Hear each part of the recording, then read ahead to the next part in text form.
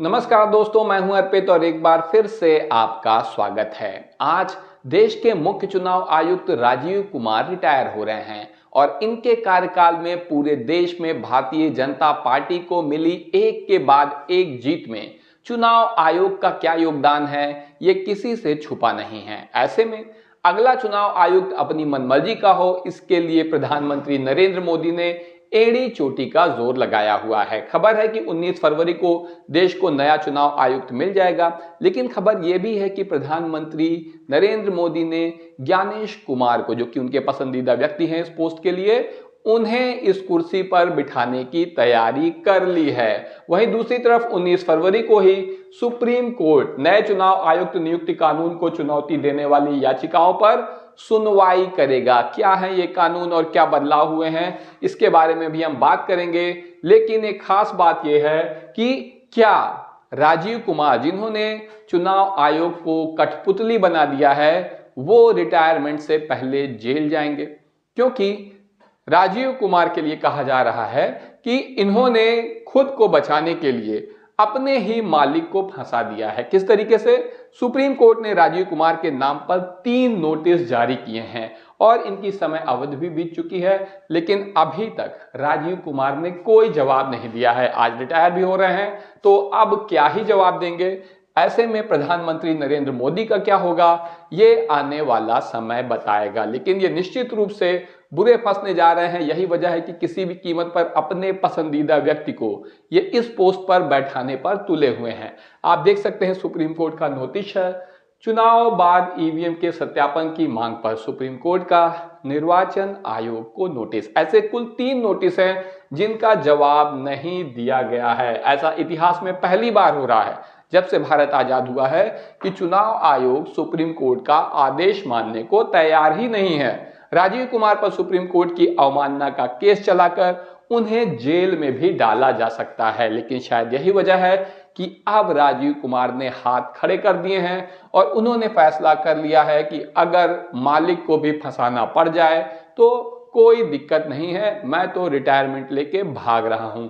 आप देख सकते हैं पोलिंग बूथ पर वोटरों की संख्या क्यों बढ़ाई गई, ये भी एक नोटिस है। सुप्रीम कोर्ट ने चुनाव आयोग से जवाब मांगा है, 3 हफ्ते का समय दिया है और ये मामला दिसंबर का है, महाराष्ट्र चुनाव से जुड़ा हुआ है। 3 हफ्ते तो कब के बीत गए, अभी फरवरी चल रही है और वो भी आधी बीत चुकी है।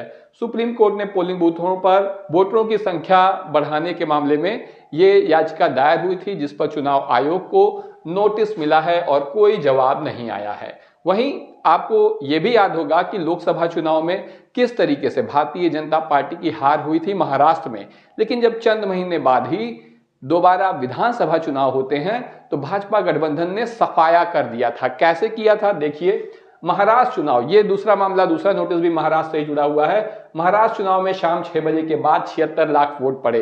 ये कुल वोटों का 12% होते हैं और सिर्फ 6 से 7 एक घंटे में 12% वोट पड़ गया। बॉम्बे हाई कोर्ट ने निर्वाचन आयोग को इस मामले में नोटिस भेजा है कि ऐसा कैसे हुआ। आपको बता दें कि नियम यह है कि 6 बजे के बाद भी बहुत से लोग लाइन में लगे होते हैं, तो उन्हें हटाया नहीं जाता है, बल्कि एक टोकन जारी किया जाता है। वो पूर्व निर्धारित पर्चियां होती हैं, जो लोग 6 बजे के बाद वोटिंग करते हैं उन्हें वो पर्चियां या टोकन दिए जाते हैं। और इसी मामले में जब पूछा गया चुनाव आयोग से, तो चुनाव आयोग का कोई जवाब नहीं आया है और सुप्रीम कोर्ट को नोटिस भेजना पड़ा है। इसी मामले में आरटीआई के तहत जब जवाब मांगा गया तो आप देख सकते हैं आरटीआई से क्या खुलासा हुआ है। चुनाव आयोग के पास महाराष्ट्र चुनाव में जारी पूर्व क्रमांकित पर्चियों का कोई रिकॉर्ड नहीं है। यह सीधा सीधा जवाब चुनाव आयोग ने खुद दिया है। क्या कहा है चुनाव आयोग ने, देखिए जरा, इन्होंने कहा है आपको सूचित किया जाता है कि आपके द्वारा मांगी गई जानकारी आयोग में उपलब्ध नहीं है। यानी कि 12% लोग, 76 लाख वोट किसने दे दिया, कहां दे दिया, कब दे दिया, इसकी कोई सूचना उपलब्ध ही नहीं है। ऐसे में चुनाव आयोग की क्या भूमिका है चुनाव में, यह भी सवाल उठता है। क्या जरूरत है एक विभाग बनाने की, इतनी लंबी चौड़ी तनख्वाह देने की, इतना बड़ा ऑफिस रखने की, जब ये स्थिति है कि किसी को कुछ पता ही नहीं है। 12% वोट का कोई अता पता नहीं है और भाजपा ने क्लीन स्वीप कर दिया महाराष्ट्र विधानसभा चुनाव में। और तीसरा नोटिस सबसे हाल का नोटिस है जो कि हरियाणा विधानसभा चुनाव से जुड़ा है, जहां पर लोकसभा में भाजपा की हालत खराब थी, वहीं चंद महीनों बाद होने वाले विधानसभा चुनाव में भाजपा ने एक बार फिर से सरकार बना ली। आप देखिए, चुनाव बाद ईवीएम के सत्यापन की मांग पर सुप्रीम कोर्ट का निर्वाचन आयोग को नोटिस।